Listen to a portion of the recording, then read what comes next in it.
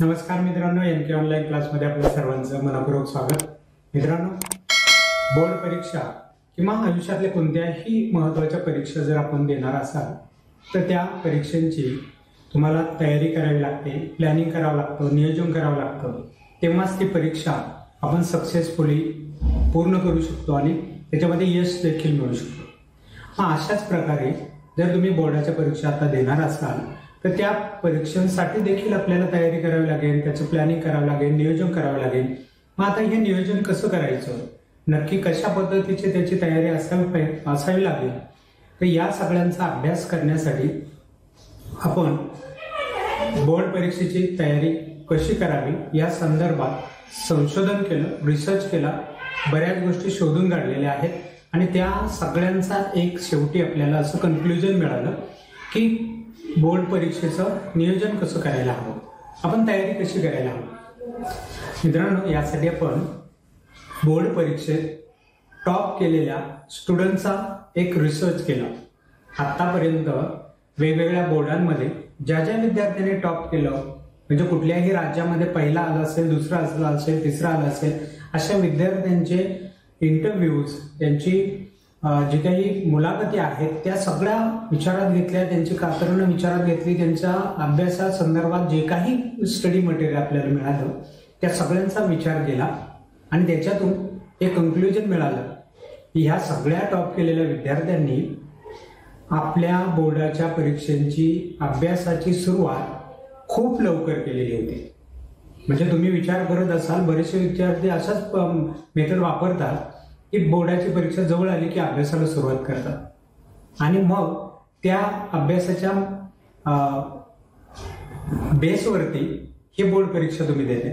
ते अशा पद्धतीने अभ्यास करून तुम्ही बोर्ड परीक्षा क्रॅक तर करू शकताय, पण चांगले टॉप बनू शकत नाही। मग याच्यासाठी तुम्हाला काय करावं लागेल, तर तुम्हाला बोर्ड परीक्षेसाठी खूप लवकर तयारी करावी लागेल। मग आता ह्या विद्यार्थ्यांनी कशी तयारी केली होती बरं?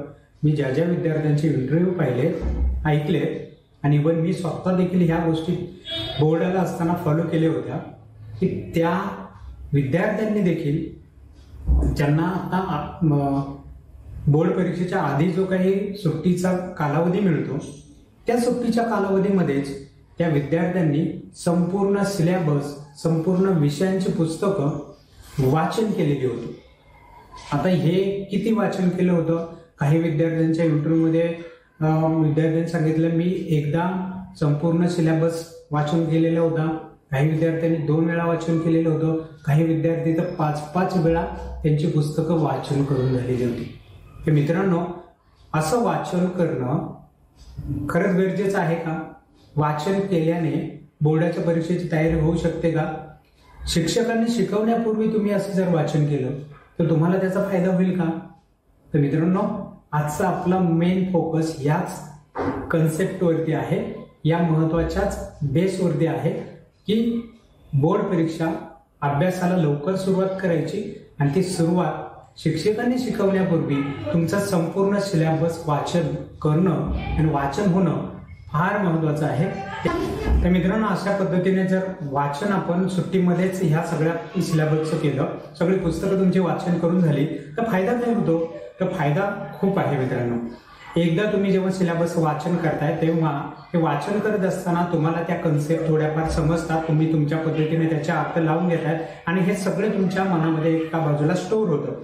आता हे जे स्टोअर झालेलं आहे ते तुमच्यासाठी पुढच्या अभ्यासाच्या वेळेस एक पाठीमागची पार्श्वभूमी म्हणून किंवा पूर्व ज्ञान म्हणून उपयोगाला येतं।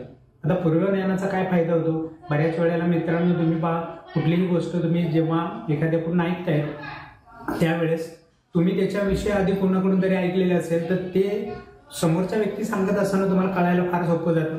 अगदी तसंच तुमचं होणार आहे। तुम्ही एकदा दोनदा जर पुस्तकं संपूर्ण वाचन केलेली असतील तर जेव्हा तुम्ही प्रत्यक्ष शिक्षक तुम्हाला शिकवण्यासाठी वर्गात येतील आणि ते तुम्हाला ते कन्सेप्ट शिकवायला सुरुवात करतील तेव्हा तुम्ही आधी वाचन केलेलं असल्याने तुम्हाला त्यावेळेस आठवेल की हा, मी असं वाचन केलं होतं आणि हे अशा पद्धतीचं होतं। शिक्षक त्यावेळेस सांगतात, शिकवतात त्यावेळेस अधिक चांगल्या पद्धतीनं तुम्हाला ती कन्सेप्ट समजायला सुरुवात होते, मदत होते.